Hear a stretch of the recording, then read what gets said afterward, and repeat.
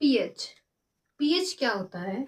Major H positive ion concentration in H solution. PH होता है वो मेजर करता है कि एक सॉल्यूशन के अंदर एच पॉजिटिव आयंस का कंसंट्रेशन कितना है। अगर उस पीएच की वैल्यू 7 से लेस है मतलब वो एसिडिक नेचर का है। अगर उसकी वैल्यू 7 है तो वो न्यूट्रल है।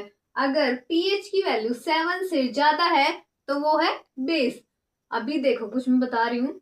More H positive ions concentration, जितने ज्यादा एच पॉजिटिव आयंस का कंसंट्रेशन होगा उतना उसका लो पीएच होगा और वो मोस्ट एसिडिक होगा। मतलब जितने ज्यादा एच पॉजिटिव आयंस, पीएच की वैल्यू उतनी कम और एसिडिक नेचर उसका ज्यादा।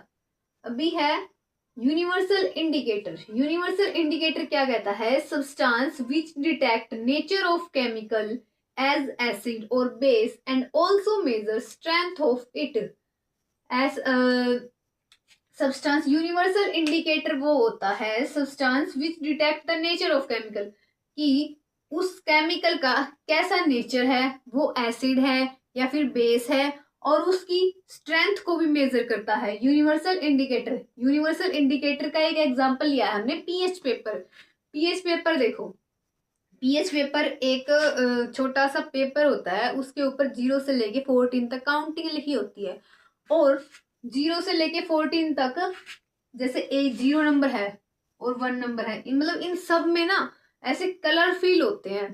जैसे विबग्योर, विबग्योर बता रही हूँ मैं, violet, indigo, blue, green, yellow, orange, red. मतलब यहाँ से स्टार्ट होता है ये विबग्योर, ठीक है। मतलब यहाँ से वोयलेट, फिर लाइट वोयलेट, फिर इंडिगो कलर, ब्लू कलर, और 7 पे आके वो ग्रीन ग्रीन कलर हो जाता है। और फिर आगे चलते हैं तो येलो, ऑरेंज, फिर रेड। ऐसे ऐसे ये विबग्योर विबग्योर की फॉर्म में होता है। जैसे प्रिज्म में से वो 7 रेज निकलती है ना विबग्योर कलर की, वैसे ये इस साइड से विबग्योर की फॉर्म में होता है।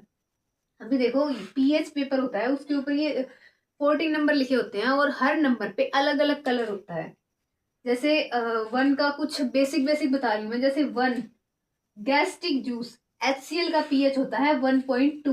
गैस्ट्रिक जूस का जूस है, उसके अंदर क्या मिलता है? HCl। उसका पीएच है 1.2। और 2 किसका होता है? Lemon juice. इसके अप्रोक्स बता रही हूँ मैं, 2.2 होता है लेमन जूस का पीएच।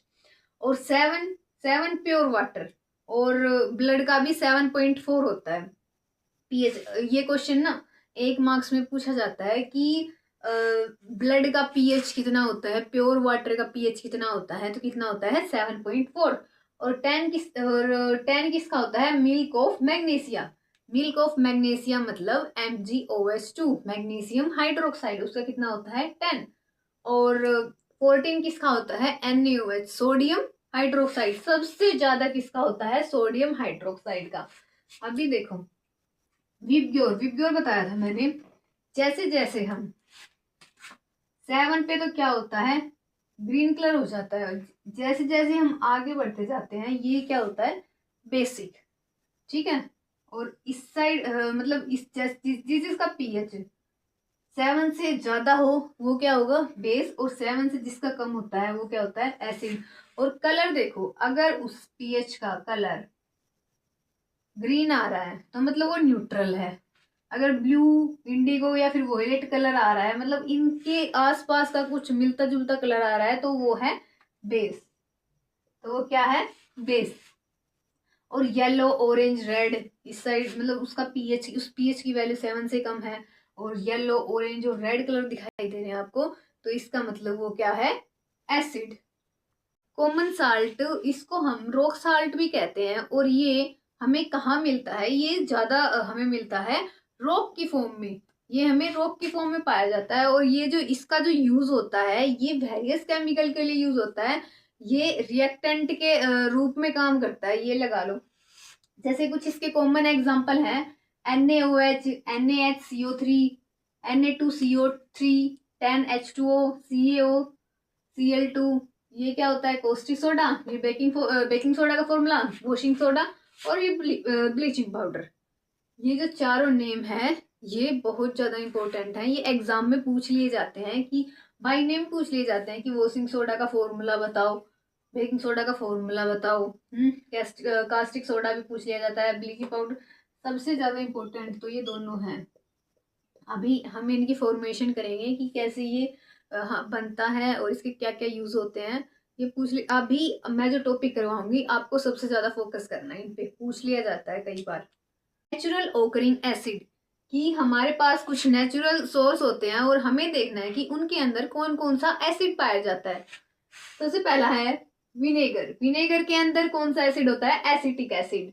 ऑरेंज के अंदर सिट्रिक एसिड, लेमन के अंदर सिट्रिक एसिड, टोमेटो के अंदर ऑक्सैलिक एसिड, कर्ड के अंदर लैक्टिक एसिड, टमारिन मतलब इमली, इमली के अंदर होता है टार्टरिक एसिड, आंट स्टिंग के अंदर मिथेनोइक, और नीटल स्टिंग के अंदर भी मिथेनोइक एसिड।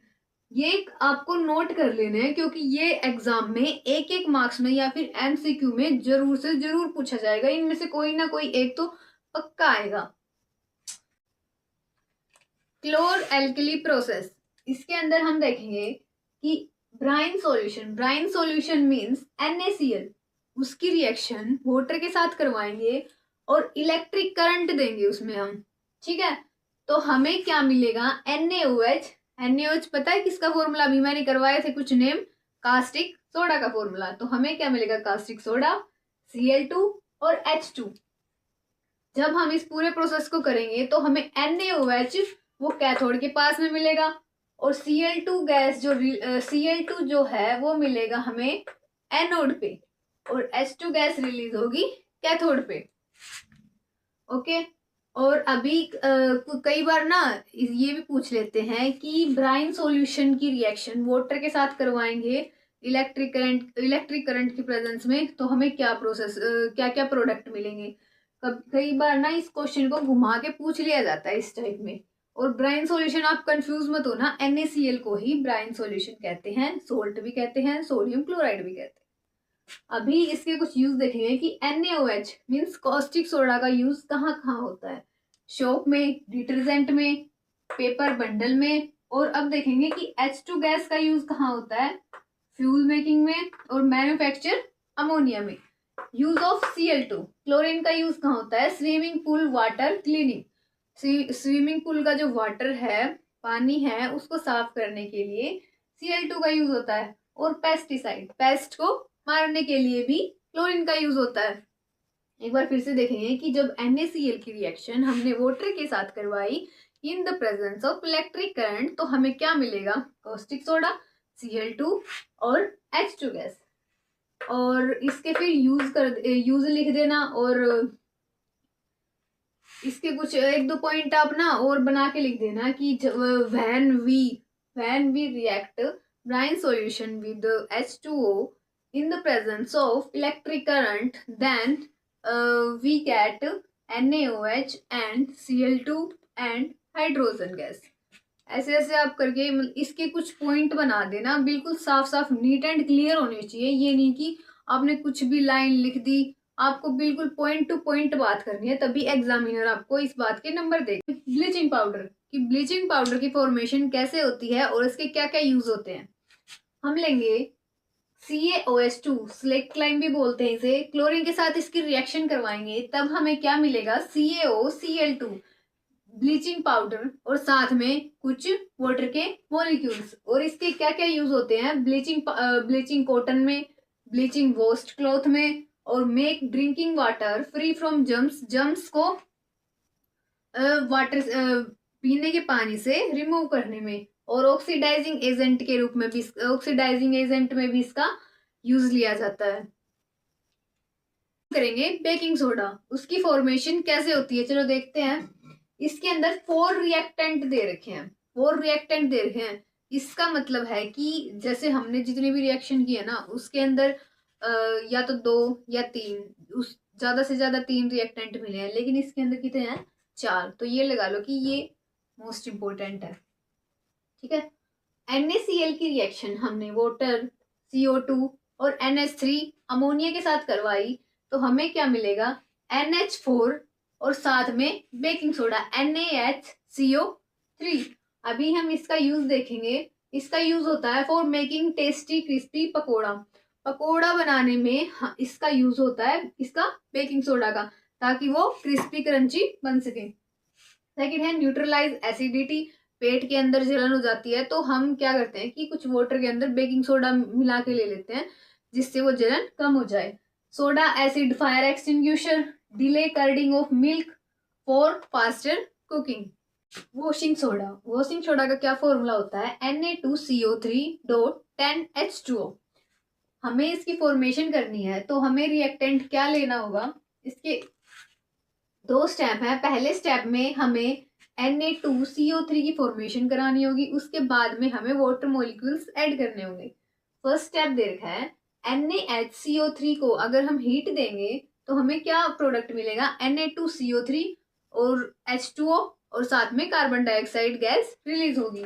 अब sodium carbonate, sodium second step है, सोडियम कार्बोनेट के साथ हमने H2O मॉलिक्यूल्स ऐड कर दिए तो हमें सोडियम कार्बोनेट डेकाहाइड्रेट का फॉर्मूला मिल जाएगा। इसे हम क्या कहते हैं, वॉशिंग सोडा, Na2CO3.10H2O।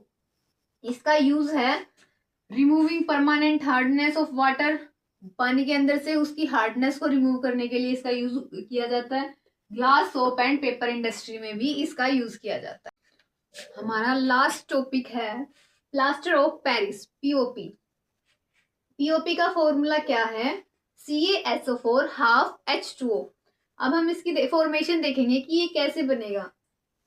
CaSO4.2H2O अगर हम उसको 373 केल्विन टेम्परेचर पर हीट करेंगे तो वो कुछ वाटर मॉलिक्यूल में टूट जाएगा और साथ में CaSO4.12H2O में। और जो ये फॉर्मूला है ये है पीओपी का, प्लास्टर ऑफ पेरिस का। ये व्हाइट पाउडर की फॉर्म में हमें मिलेगा और ये जो प्रोसेस है ये रिवर्स भी हो सकती है। जब हम इसको रिवर्स करेंगे पीओपी प्लस H2O हमें क्या मिलेगा, जिप्सम। हमें क्या मिलेगा, जिप्सम। पीओपी में अगर हम वाटर ऐड कर देते हैं तो हमें क्या मिलता है, जिप्सम। और जिप्सम का क्या फॉर्मूला है, CaSO4.2H2O। और इसके यूज क्या क्या है पीओपी के, POP is used for making toys, toy बनाने में, सरफेस को स्मूथ करने में और कुछ ऐसे मटेरियल बनाने में जो हमें डेकोरेशन में काम आते हैं। और मेडिकल प्लास्टर में जब हमारी बॉडी में कहीं भी फ्रैक्चर हो जाता है तो वहां पे भी पीओपी का ही यूज किया जाता है उस हड्डी को सेट करने के लिए ताकि वो हिले नहीं। प्लास्टर ऑफ पेरिस का फॉर्मूला एक बार फिर से देख लो, CaSO4.12H2O। और जिप्सम का जो फॉर्मूला है उसमें 2 आएगा, पीओपी में हाफ। इसी के साथ आपका चैप्टर खत्म होता है। आप मुझे ये बताओ कि आपको मेरी वीडियो कैसी लगी और समझ में आया या नहीं आया। अगर कुछ नहीं समझ में आया तो मुझे कमेंट करके जरूर बताना। Thanks for watching.